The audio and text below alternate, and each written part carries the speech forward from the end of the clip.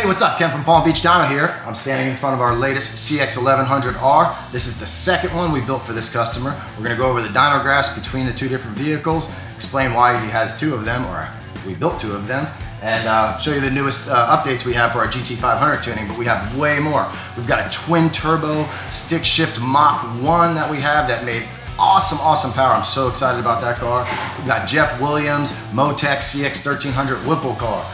We've got Jimmy's twin turbo MoTeC car we're going to talk about. We've got Ronnie Jones' CX1300, which is an absolutely beautiful build with some new seats that are new from Tillett.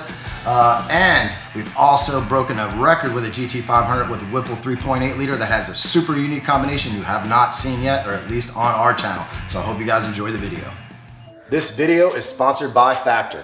Factor delivers fresh made, ready to go meals to you every week based on your dietary needs. And for me, this is a godsend. My life is extremely chaotic. I eat a lot of fast food. I've been trying to get my act together and I just can't do it, so this is my plan. What's very important to me is fitness and wellness. I've done all kinds of special diets in the past. I do really well on low carb. So Factor offers a keto specific diet, and they have all different types of different paths you can take. You can have them recommend things. So what I did was, I did the keto and I let them recommend everything. Let's open it up and take a look real quick.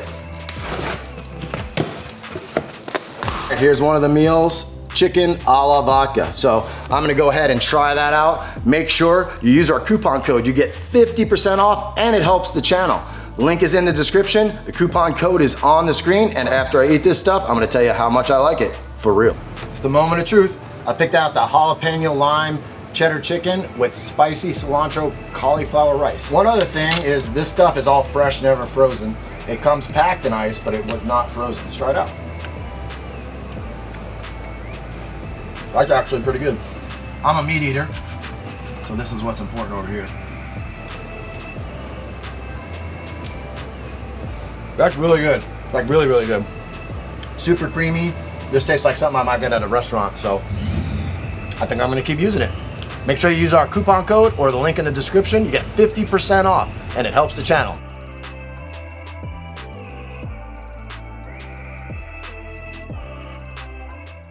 All right, I'm standing in front of Dustin Stanford's CX1100R number 2. Reason he has the second one is the first one got T-boned right after we did it a few months ago. And he loved the car so much, took all the parts off the vehicle, brought it here, bought another black one, and we pretty much built a duplicate of it. But the power is not a duplicate because time has changed. We're constantly revising the tune, so we're gonna go over the dyno graph over here with Kobe, but let's watch it pull first.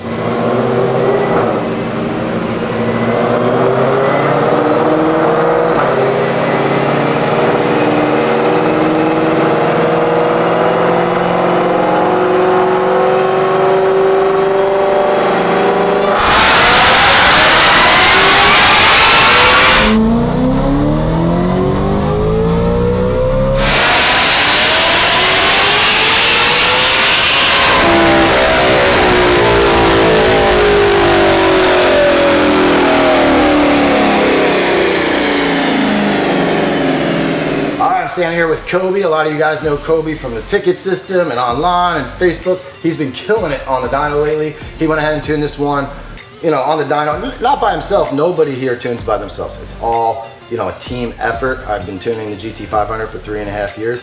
I can't tune every single one of these, but I'll tell you what, the information that I gave him, he made some improvements on our tune-up down low. I'm gonna let him talk about it. So, CX1100 package, absolutely love it. The main difference between those cars, so the blue line here is the old car, the one that got crushed, and the green one is the new car. Main thing you can see on the data is we have 14 degrees different in temperature in the dyno room. It's pretty insane. The old car was dyno in January, and it's getting pretty humid and hot here down here in Florida. So on the graph, you can basically see that down low we made really significant gains. If you look at the graph, it was about to shoot, if we had 14 degrees less here, it will shoot over the old power number. However, we don't manipulate results, we just show you results as it is. We were trying to make the car lunge harder, and down below, this is something we saw where We left a little bit on the table before, and this is awesome. All right, we're gonna walk through a few more of the GT500s here. We have way more over in the shop getting built, but these ones are lined up to be tuned.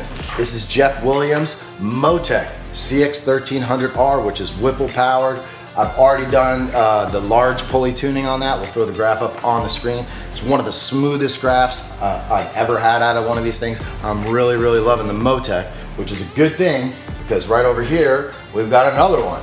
This car we did not build, but it's here for tuning. This is owned by Jimmy. It's a Hellion Twin Turbo setup, similar to what we've done in the past and what we're building over there. This has a Sean's intake as opposed to a Plasma Man. It has an air to water, which is different than what we normally put on, but overall, it's a badass setup. This one, I did go ahead and get started on tuning. It has not hit the dyno yet, so watch out for a video on this one. Right here is one of the most beautiful cars we've done so far. I mean, they're all beautiful, but this one has like every little detail done to it. If you look close, it even has blue titanium bolts. It's got all the custom bracketry for our fuel system, the high-end crimped lines. This also has the ID controller. This car has basically every option, and we're not even close to done yet because news is I sold Ronnie Overkill's engine. I decided to sell the engine because the car is going to take a while to put back together. Ronnie wanted an engine instead of waiting forever. I sold him that one. I'm taking Ronnie's engine. I'll get a new one built. So you're going to see that. And he also bought a MoTeC. So basically every single thing you could do to a GT500 is done or being done to this one. Inside is one of the coolest looking things, which is the new seats. We got these from T1, as you can see. This will be replaced with the snake emblem, which you saw on Overkill. We'll show you pictures of that. Haven't done that yet. The real cool thing about this is the new stitching that's available. I'm not sure if this is a T1 specific deal or a Tillet deal, but we buy all of our Tillet stuff from T1, so it doesn't matter. This one right here, I thought this car was gonna be one of monkeys on my back. We tuned this car remotely for Adam Allen out in Missouri, and 13-to-1 compression, L&M cams. Crazy. I didn't love the idea when he told me about it. They didn't necessarily decide to go that route. It was due to getting the car back together and parts available. I did remote tune it, went to Bradenton to meet the customer. We had some issues with the exhaust on the car. Actually, it wound up here to get fixed, and I've picked up insane amounts of power on the dyno to the point where I may be ready to revisit camshafts and these things. We're going to talk more about that later. This set a new record on our dyno for a blower car, for a GT500 blower car, any blower, Whipple car. So we're going to show you that in a video coming soon. Right here is the Mach 1 we've been telling you about though. This thing is absolutely awesome. Kobe did most of the tuning on this one. So I'm gonna let him talk about it. 21 Mach 1 6-speed. We got it bone stock, and we did a complete package on this one. Hellion with 4-to-1 header upgrade, 6262 Hellion brand, upgraded turbo. We did a fuel system. We did a TurboSmart E-Boost. This is a complete package with amazing results. Let's start with 93.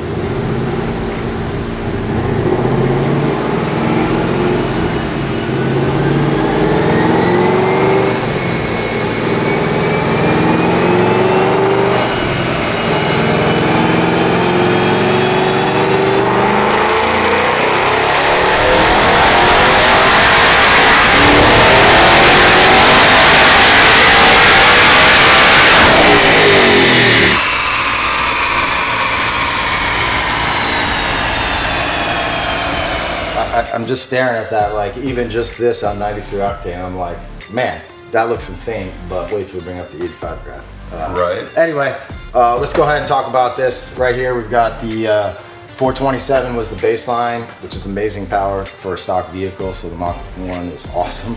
That's a stick shift car, of course. And then 704 on 93 octane. Why don't you tell people a little bit about what kind of boost we were seeing on that? You were the one in the driver's seat hitting all the buttons, so you know more about it than me.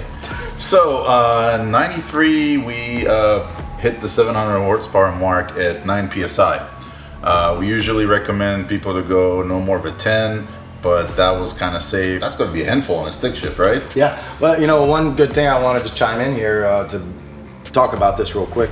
Now that it comes up, 704 and 93, that's good numbers on these types of Coyote-based engines, whereas on a GT500 you can make much more, and it's pretty much 100% due to the compression ratio. So 704 and 93 on this setup is awesome, and you really don't want to push it more than that. If you make more than that, you know, you're really pushing yourself up into the danger zone with that high of a compression engine. So that's something really key to point out, especially when you're comparing it to the GT500 engine, which is only 9.5 to 1. So one thing I really like about the 6262 upgrade, they spool really fast. You can see the torque number, the horsepower number coming relatively on a low RPM. I would say 3,500. It started making power, which is great, especially on a Coyote. Usually we see them more into the 5,000 RPM area. The graph is super straight. We made sure the timing and everything would be tight because we don't like that waviness we talk about on the truck video. How about a straight graph is basically a more consistent, faster car. The numbers speak to themselves. The E-Boost, TurboSmart E-Boost worked great. This is a really solid package. Okay, great, whatever. I want to see the big numbers. What? All right, so first off, right out of the gate, see this graph, 967 on a stock motor. Very exciting. It is, yeah. But guess what? I wasn't happy with it, not because of the number. Look at this, yeah. man, right so here. Kobe came to me and was like, what's going on up top here? And I'm like, it's almost certainly cam timing. You know, you'll see me talk a lot about that in a lot of our videos. You know, you have to adjust cam timing, especially on a turbo car. Any of the cars benefit from it, even a stock vehicle. He tuned a car this morning on the dyno that made crazy new power on a 93 Gen 3 tune. Yeah. You know, just some things that we're trying and worked very well. We'll go ahead and watch that pull, and then we'll show you what we did to make even more power.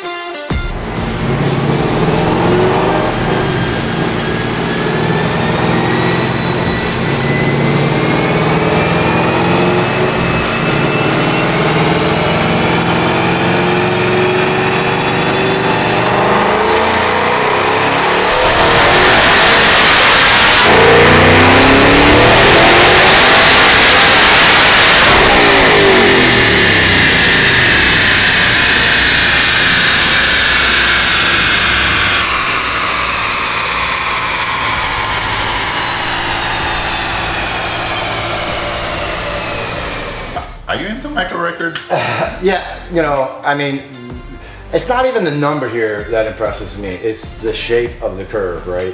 This is something that on a stock motor especially is unbelievable, because you always on a stock motor can run into valve spring issues or anything like that. What exhaust we put on the car. Do you know what exhaust is on this car? I don't even know. I think it's MBRP. MBRP, right? MBRP, so yeah. It's just got a large exhaust. It's not some super fancy expensive exhaust, but you have to have good flow there. And right here, proof is in the pudding. Pulled all the way up to 8,000 RPM. So after Ken helped me solve that issue, that deep over here, that really made me crazy. Oh my God, you would look at the graph by itself, it looked like you would think it's a blower car, just super straight, just flying up. The Hellion kit is also amazing with the header upgrade. We didn't see any kind of back pressure issue. We didn't have valve spring issue like Ken mentioned. I'm really impressed. I'm not into micro records. This is why I made that joke. But apparently that's the most horsepower they make on a Mach 1. So awesome. Yeah, the real cool thing about this is compared to like a lot of other kits that have, not specifically right now, but over the years, to have a turbo kit that you can, this is pretty much the same kit that goes on the GT500, the GT, it's all the same recipe and it works phenomenally. So many benefits to this kit. The oiling system on this kit is unique to anybody else. This is something that John really went to great efforts to kind of reinvent the wheel because of all the electric pump problems. There's not a better, more solid turnkey setup than this, and we can usually get them really fast, right? Most turbo kits, somebody who comes out with the world's best turbo kit and you can't get it, or it's a year wait, or whatever. This is a production kit, and that's the key. I don't know if you could call any other turbo kit out there a production kit, like the Whipple's a production supercharger or procharger, Hellion stands on their own. They're really the only production turbocharger kit available. You know what the problem now is? What's that? I really want one. Yeah, I do too. After I drove it, it drives awesome. Like really smooth. So anyway, I hope you guys enjoyed the video. Please like it, share it with your friends, and we'll see you on the next one.